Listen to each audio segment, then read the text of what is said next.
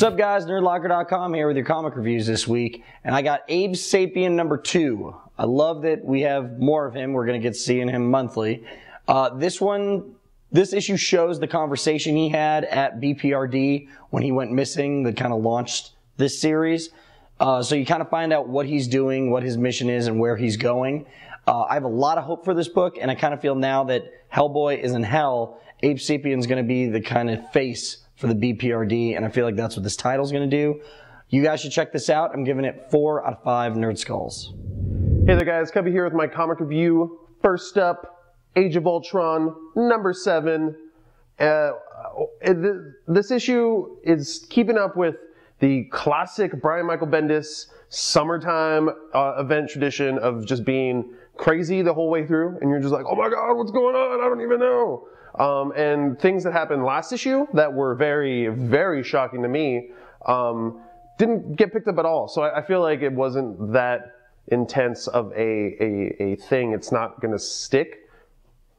Hoping. But anyways, this particular issue kind of answers a lot of questions. Like it gives you a little more idea of at least what 2 characters are doing and kind of how they affect everything in the world. I don't want to give too much away. I've kind of given up a lot away, but just read it.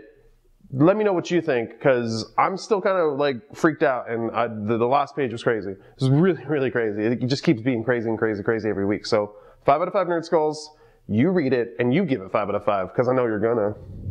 What's up, nerds? This week I got the pleasure of reading Superior's SpiderMan. It was a great story overall, kind of getting to see Peter Parker get into this mind battle with Otto Octavius. Is he dead? Is he alive? We're still not really typically sure what's going to happen next, but I'm really excited to see where the story goes. I give it 5 out of 5 Nerd Skulls. If you're a Peter Parker fan, or if you love Ryan Stegman's art, definitely go pick it up.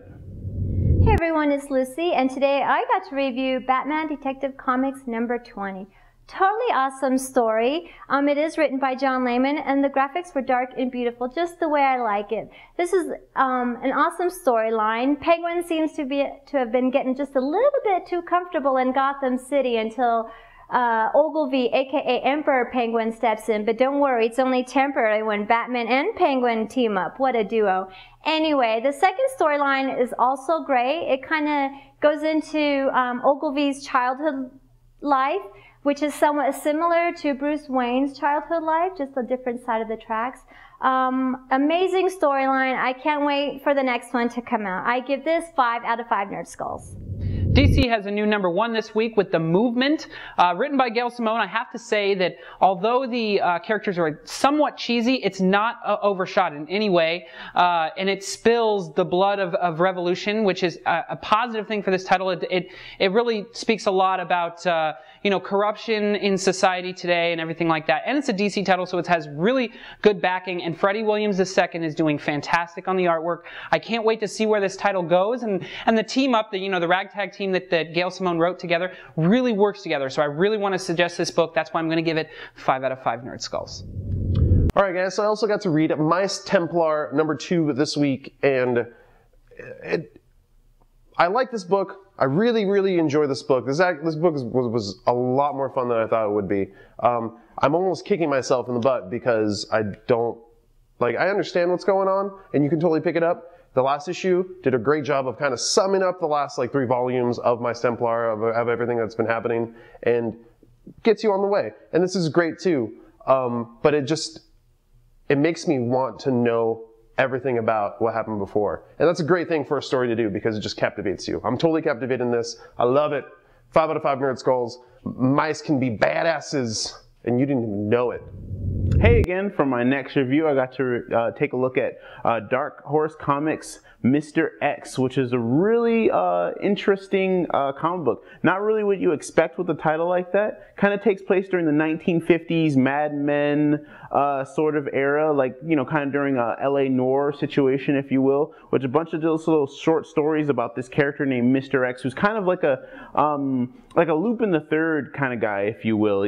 The police are always after him, but he kind of protects his city. He's almost like a vigilante, but he doesn't have any powers. So if you want to kind of figure out, what this story was and what was going on, definitely pick it up. I give it 4 out of 5 Nerd Skulls. Check it out.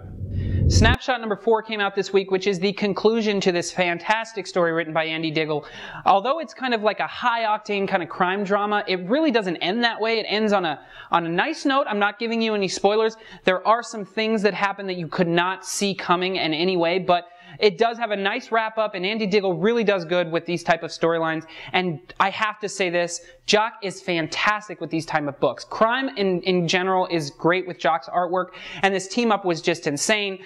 Even though it's clearly a bloody book, you know, it's a black and white title, and Jock just does this fantastic job of still getting the splatter across and come out on the page, really in a fantastic way. So I'm going to give this book 5 out of 5 Nerd Skulls. Everyone should check it out. The entire series is fantastic, and it's only 4 issues, so give me a break. Come on, it's great. So I got to read Star Wars Dark Times, and we're at number 4 of 5. So the plot has thickened. It's boiling. It's going. There's actually kind of like a huge climax, and coming down a little bit from it. There's going to be another peak, definitely. At the end of this issue, it's like, oh my god, what? It's gonna go on. I can't wait. So I really enjoyed this book, this particular like series. There was not a lot of Darth Vader in this particular issue, which kind of sucked. But the Jedi Masters that are trying to protect these young Padawans definitely shine in this particular issue, and it's really, really great. The worst part about episode 3 for me is probably going to come to fruition in this next issue, and that's really heartbreaking, but I hope it doesn't. I really hope something cool happens. But it's called Dark Times. It's probably going to have a dark ending, and it'll probably be really awesome. So I'm going to give this book 4 out of 5 Nerd Skulls. J. Michael Straczynski has a new independent title out this week with 10 Grand number 1 from Image Comics. He's teaming up with Ben Templesmith, which I'm not really used to. He's really into some drearier comics, and although this is a dreary one, it's about demons and possession. It really didn't seem right at first to me, but it really worked out in the end. I love Ben Templesmith's artwork, although I think that he spills his coffee all over his pages sometimes.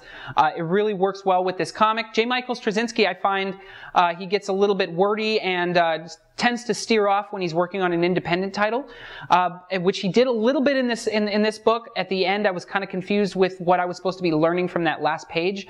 But nonetheless, I'm going to give it 4 out of 5 Nerd Skulls. I'm interested in reading the second issue, and you should check it out.